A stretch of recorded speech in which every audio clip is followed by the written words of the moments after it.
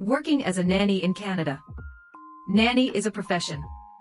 People who don't understand and haven't experienced it before will say, isn't a month maid just taking the children to cook, earning over 10,000 Canadian dollars a month? Are you kidding? But if you have children and take care of them yourself during the newborn period, you understand how heinous the work fatigue level of a month wife can be. The child wakes up once every 2 hours.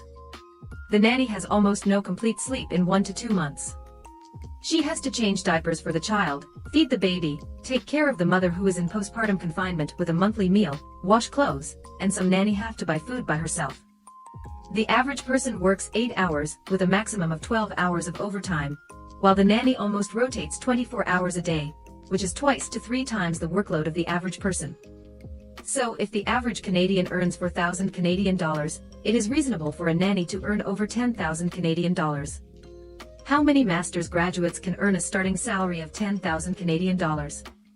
It's not as good as being a nanny, purely because your working hours are far inferior to being a nanny. In China, let alone being a master's degree graduate, even doctoral graduates can hardly compare to monthly maidservants. Monthly maidservants with incomes of 20,000 to 30,000 renminbi are everywhere, and going to a professional maternity center costs over 50,000 renminbi per month.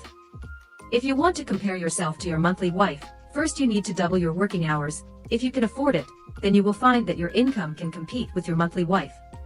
Also, don't forget, nannies don't have jobs every month. After all, due to the extremely high intensity of physical exertion, many nannies choose to work for a month and rest for a month, such as only working for half a year, and their annual income is not necessarily higher than that of master's graduates.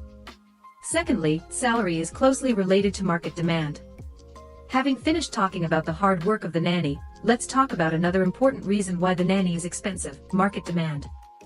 Master's degree graduates are not scarce in highly educated Canada, where there may be 100 job applicants in each industry. However, month nannies are extremely scarce in Canada, where there is a severe shortage of applicants. In Canada, there is no concept of postpartum confinement at all. Locals usually do it by themselves. Nanny is a position only needed by Chinese talents, and the proportion of Chinese in Canada, especially Vancouver and Toronto, is very high. Another reason, people who immigrate to Canada are generally those with higher quality of life, and are less willing to do high-intensity, hard labor work. In this way, there may be a situation where 1 month's nanny is robbed by 3 families.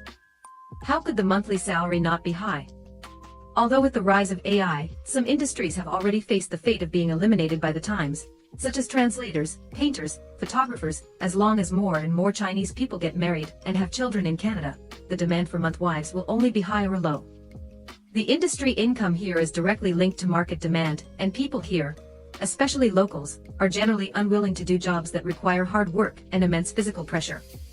Talent in this area is scarce. How can income not be high?